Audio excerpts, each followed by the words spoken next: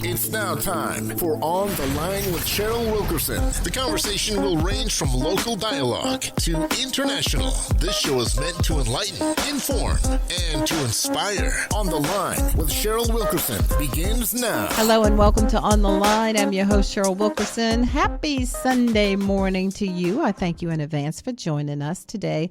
Another compelling interview going to be brought to you, and hopefully you'll learn some stuff, think about some things, and, just make us all better people. That's what we're striving to do, be better people. Well, all of us aren't striving for that, but we should be at any rate.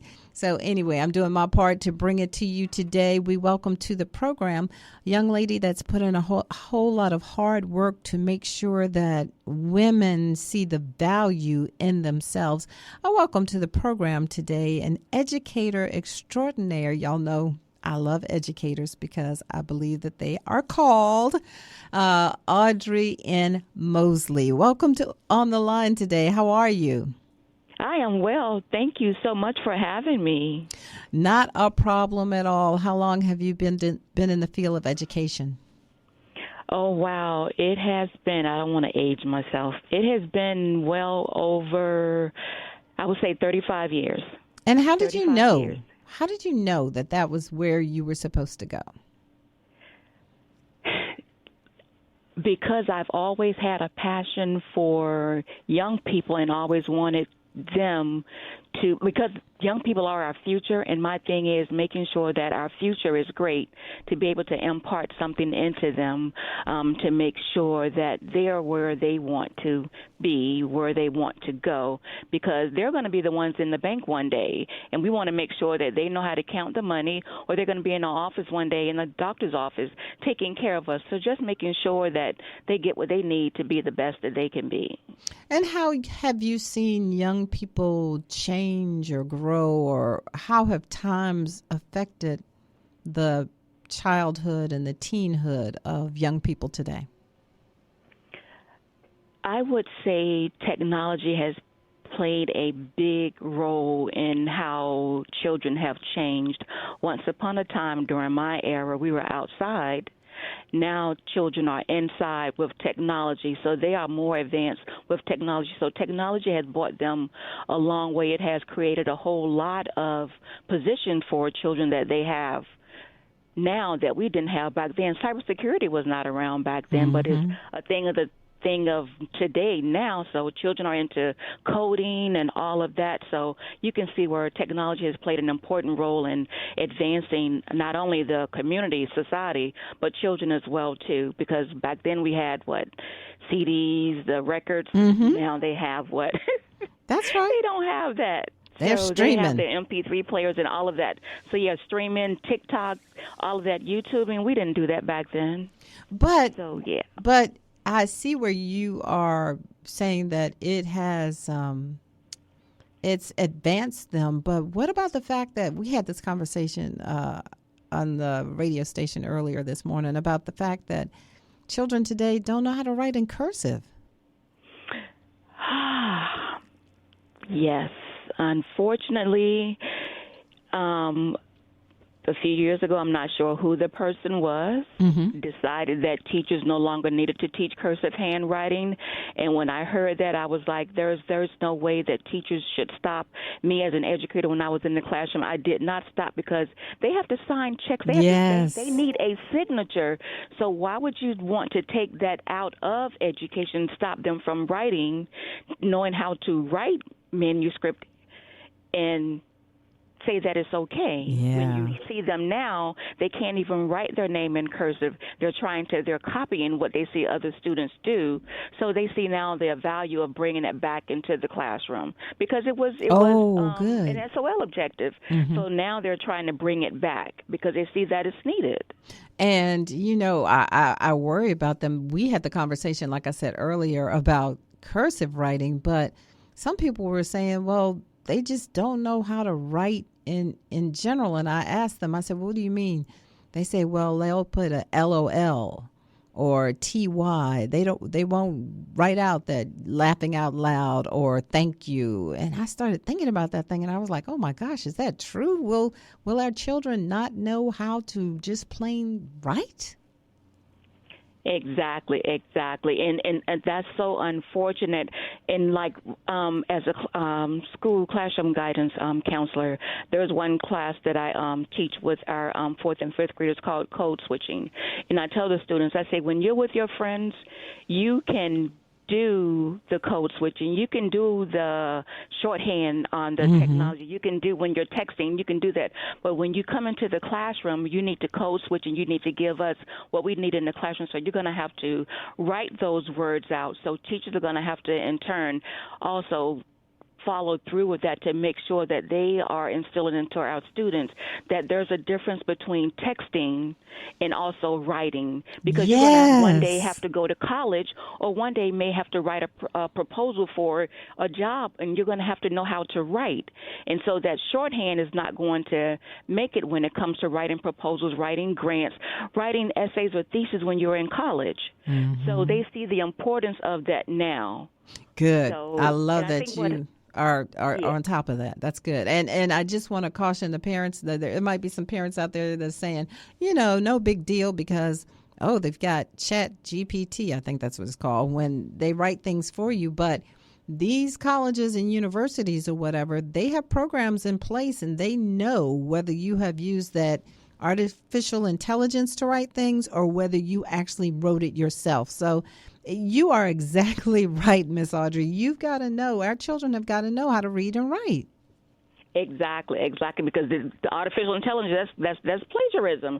So I tell the students all the time, you have to have your own authentic self, your own authentic voice, be able to speak and not copy off of someone else. Use your own ideas and put those on paper.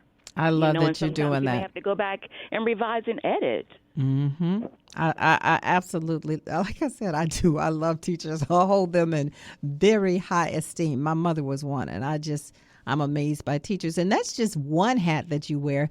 The other hat is as an evangelist.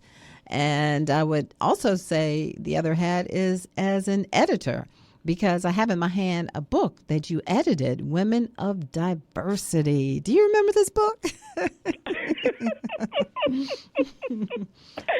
I remember that book. I remember when that book was in its inception, when it was in its birthing stage. The visionary for the project, Dr. Brenda Norman, she's, I think, an associate professor, as a matter of fact, at Norfolk State University. And she and I attend the same church, Mount Carmel Baptist Church. Shout out to Mount Carmel, Bishop C.V. Russell Jr. and First Lady Pastor Elder Rhonda Russell.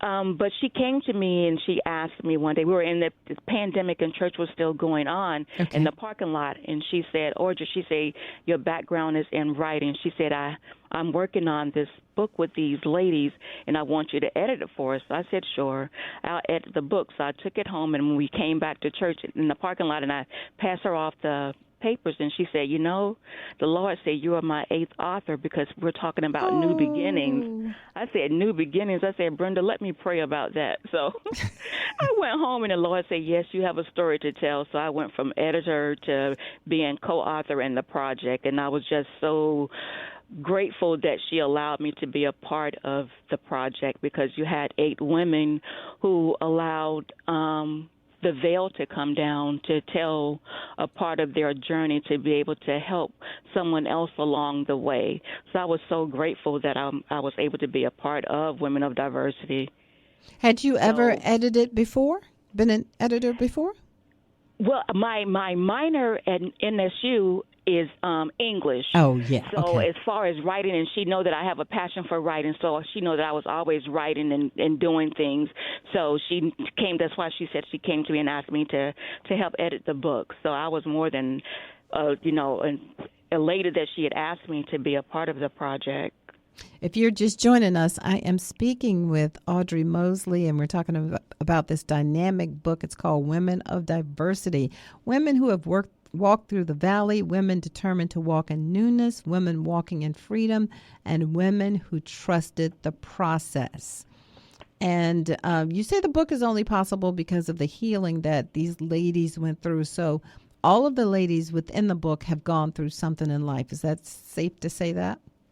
Yes, it's safe to say that they either they have or someone in their family may have, because one of the authors indirectly wrote about her mother through her eyes, through her vision growing up.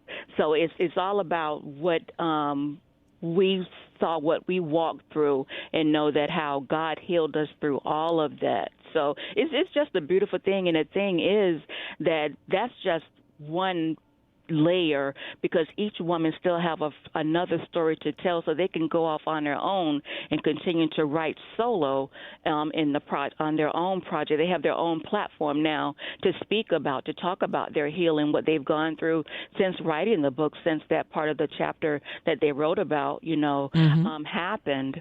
So it's just. Why is it important? Why was it important to birth this book? Why? To let other people, especially let women, know that you're not alone, that like we did, we thought we were the only ones that was going through the trial. Okay. But once we wrote about the trial, once the veil came down and we were able to be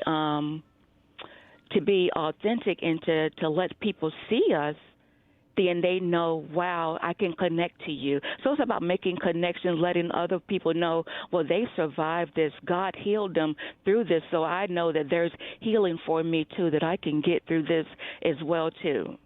Now, when you start reading the book, and this is for everybody out there listening, some of the stories might make you a bit uncomfortable, or maybe sad, or just maybe feel bad.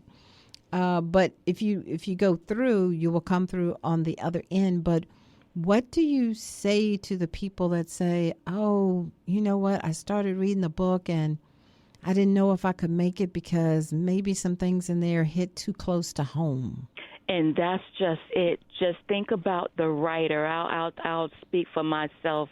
We're so private. Yes. And I know I am. I'll speak for me. And we don't want people to know, because once upon a time, your parents say, what goes on in my house stays in my house. Yes, and so that's like our motto for life. And so that was my thing, was to not share and to not want to, because I just didn't want people to know what I went through. But then the Lord said, no, you tell your story, because that's going to help heal someone else. What we go through is not for ourselves, it's for someone else. And yes, slow down. You might need to say that one again.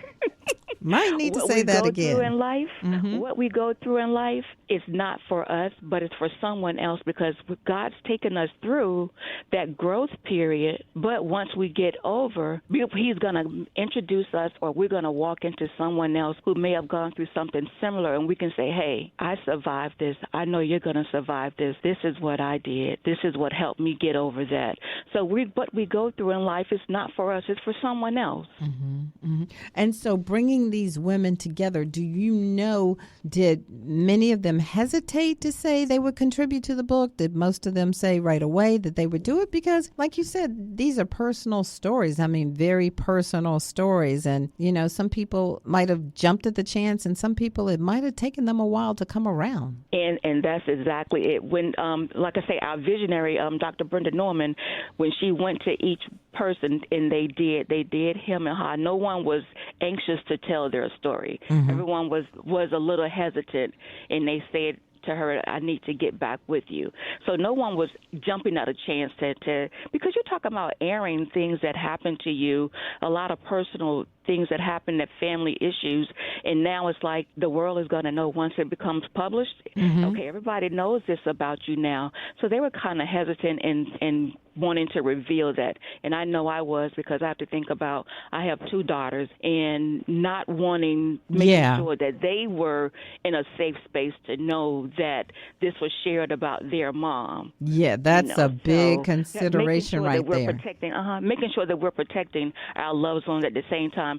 So things that I wrote about, that other women wrote about, they wanted to make sure that the families and their friends was protected. So they didn't reveal too much, but they revealed enough to share their story. And what has been the feedback from the ladies that contributed to the book? What do they say now?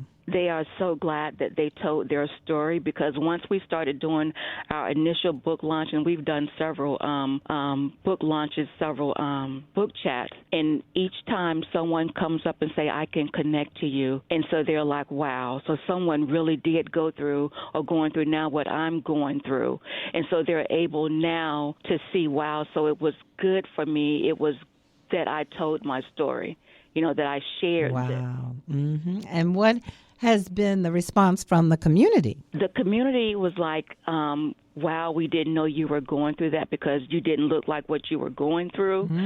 We're glad you told your story, because I know someone that went through that, and I can tell them that you made it, that God healed you, and so I know they're going to be okay as well. Mm-hmm. Mm-hmm. Do you expect that you said there would be a follow-up probably individually? Do you think there'll be a collective follow-up? There are some of the authors are thinking about, they're considering it. I know some of them are elders and ministers, and so that's been like a springboard for some of their women talk that they've gone to been invited to some women programs, and so they've spoken a little about what they've gone through in the book, and a little bit more to add to the experience as to what they went through. But some are talking about maybe writing a sequel or sharing more, but they haven't outrightly said that that's what they're working on now. But that seed has been planted.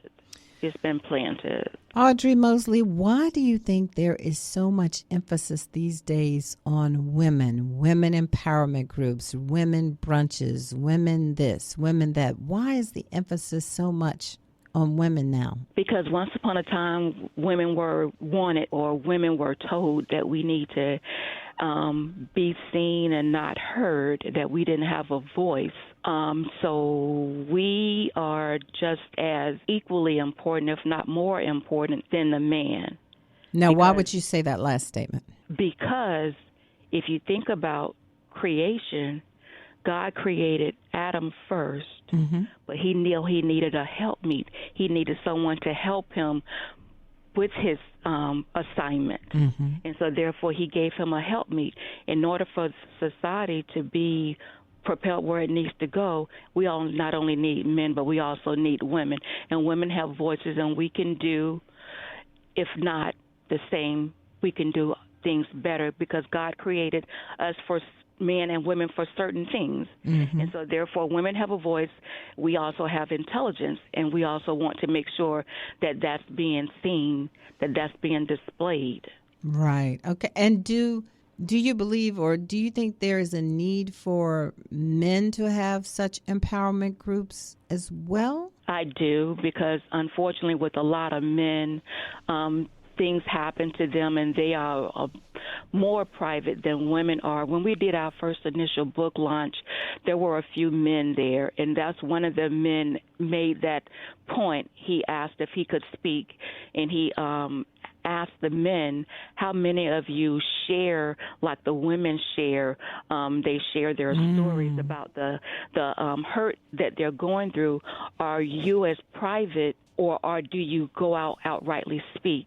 And the men had to stop and think, and they was like, wow, no, we don't share more. So I think if more men got together to share more, it will be a little bit more healing. They could more than likely probably advance more. It's like women are, because just like women, men also, they're going through things. And I think if they share a little bit more, they will be able to heal and further advance themselves as well, too, when it comes to whatever their personal journeys are. They can do that as well, too, to know that I have a brother that I can connect to, that I can go and speak and share things with, and that he can help me along the way. So it says each one reach one. But haven't we been sharing in the hair salon and in the barber shops? Is there a difference now? I think because it's a select few in the hair salon and in the barbershop. There's a select few there, but I think we need to advance more to get out more, to go outside that circle. So those that's in the barbershop, inside the beauty salon, we're having that conversation there. So let's branch out and invite other people into our circle, into the conversation, so that we can broaden our circle and make sure that we are reaching more than what's inside the barber shop as well as the beauty salon.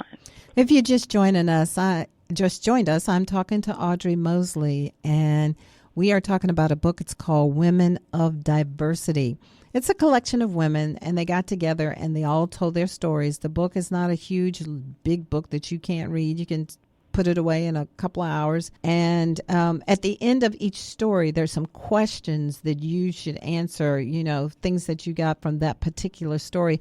Whose idea was it to add the reflections? That was my idea, to add the reflections, to allow the reader to not just read the book, but to also reflect back on what you read and write down your thoughts that will provoke you to go deep within yourself to say, wow, okay, did this resonate with me? Did it resonate with someone else that I know of? And maybe let's talk about it, and let's help start that healing process. Sometimes I think that we have a problem just talking to each other. For instance, if I have a neighbor and, I throw my hands up at the neighbor when I come home before I go in the garage, whatever. And then one day I come home and maybe the neighbor has cars parked and they're blocking my driveway or whatever. It seems as though there's a segment of the population that automatically goes to pick up the phone and call the police. We don't get out of the car. We don't go over and speak. We don't say, hello, how was your day? I was just wondering, could you move the car so I could get in? Or, you see what I'm saying, Miss Audrey? It's like some people just want to bypass the talking and they just want to go to action. And many times that action is aggressive. Let's put it that way. It is, and unfortunately, I think a lot of it is trust, or it may have been, not saying that it has been, but it could have been something may have happened to them back in the past. They may have experienced some type of trauma or something back then, and so it could be reflective of what's going on now. So as opposed to, like you say, going out and say, hi, how are you doing? Can you move your car? You're blocking the driveway. My quick reaction is, I'm going to call the police because I don't want to deal with you. That's and some people, I think, because they may be introverts, they feel like it's safer. They feel like it's safer to call the police as opposed to speaking to you, because I'm not sure what you're going to say out of your mouth. What you say might offend me, or we might get into a back and forth conversation that may not be good. So I think the safest thing for me to do is to go into my house, lock my door, and I'm going to call the police and say somebody's blocking my driveway. And this comes from a country where neighbors used to look out for one another. You looked out for each other's children, and you looked out for each other's property, and you just looked out for each other. And I just wonder, how have we gotten to a place today where that just seems less and less? I have no clue yet. Not only that, we used to leave our doors unlocked too, sleep on the porch and leave cars unlocked and everything. But I don't know. I guess things have changed. We know that, and people are not as trusting because of things that has occurred, that has happened across the country. Speaking about women of diversity, you all should pick up this book. As a matter of fact, Ms. Audrey, tell people right now how they can purchase the book. Well, each author has her own books. You can also go to Barnes and Nobles. All major bookstores have it online, including Amazon. I think Amazon also has it in a Nook. You can also purchase it from the publisher, Outskirts Press Publishing. So it is available at all major bookstores, including Amazon, online. It's not in the stores, not directly, but you can order them online from all major bookstores. So that's Barnes and Nobles, Amazon, whoever sell books, our books are there. Now, do you want to actually name the authors that did contribute to the book? I most certainly do. I would not leave this call without stating their names. Okay. Yes. Again, the visionary behind this Women of Diversity is Dr. Brenda Norman. Again, she is an associate professor over at NSU in the social work department. Mm-hmm. We also have Elder Brenda Jones, a.k.a. Lady B. We also have Minister Rosie Maria Thomas. We have Rosetta Johnson, Evangelist Carolyn Mackey Perry. We have Gail McPherson Mizell, Tanina Simmons, and again, our visionary, which is Elder Dr. Brenda Norman, and myself, yours truly, Audrey Mosley. So again, shout out to Dr. Brenda Norman for just being a visionary and being obedient to God and following through with what he asked her to do, was to get 8 women together and to come up with this project to tell their story. You know, it is remarkable because I think what blows me away, and especially when I was reading it, is I don't know if I would be so courageous as to tell some of the information that you find in the book. But like you said, it wouldn't be for me. It would be for someone that was reading the book. Right. Exactly. And you have to. And everything goes back. It goes back to Romans 8:28. It says, and we know that all things work together for the good to them that love God, that know him, okay, and those things that are called according to his purpose. So everything that we've gone through has been for his good. It's for his glory. Because the ultimate goal is for him to get the purpose out of everything that we've gone through. It's something else. I would advise everybody to pick it up. And before I let you go, we only have a few minutes left. I am just wanting to thank you once again for what you've done with this book. I'm wanting to thank you once again for going into a classroom every single day, taking these young minds, no matter what they have been through the day before, the night before, the week before, you're getting them all collected in one room. And you are imparting knowledge and wisdom and giving them the tools that they need. And when I tell you everybody doesn't have that gift, I am being completely sincere. Everybody cannot do what you are doing. And I, for one, will always be amazed by teachers. Thank you. You have to. It's a hard work. It's compassion work. It is. It is completely compassion and hard work. You have to love what you do, and if you love what you do, it will be effective. You'll see that in the children. You'll see that because the thing of it is, they light up when they know that they're learning. They light up when you know that they know that you care. So they know that you're committed to them, dedicated to them, and they feel safe. I was gonna ask you to withhold the names, of course, but just tell me one quick time where a student might have been so and how you knew the moment you knew that you had them. What was that like? To me, it was like Christmas. It was like receiving that biggest Christmas present. You have this student who is so hard because he's gone through so much, endured so much trauma, and he came in, and when he let his veil down, when he let his guard down and realized, you keep coming back every day, I'm going to be right here for you. You keep coming back every day giving me what you're giving me, I'm going to keep giving it right back to you.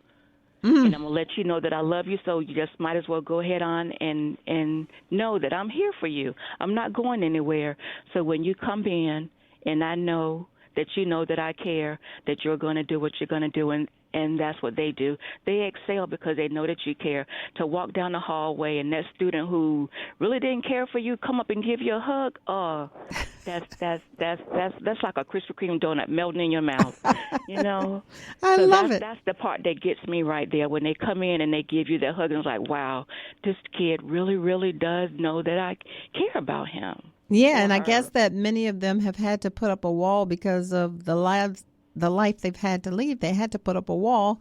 And then when they realize that they don't have to put up that wall with you anymore, just like you're describing how joyous it is, I'm sure that child feels that joy as well. Exactly. Wow. Not only the children, but the parents also know that we're here for them, too. Well, I just want to thank you, Audrey Mosley. You have been a great guest today. Like I said, author, editor, evangelist, educator, just all of that. Thank you for doing what you're doing in our community. I salute you. Oh, you're so welcome. You are so welcome. You're so welcome. I want to thank everybody who tuned in today. Don't forget to pick up the book, Women of Diversity, and it's Outskirts Press. And you all have a terrific Sunday. The rest of your day, enjoy yourself. Be kind to somebody. As my coworker always says, be great humans. You all take care. As I always say, behold the green and gold.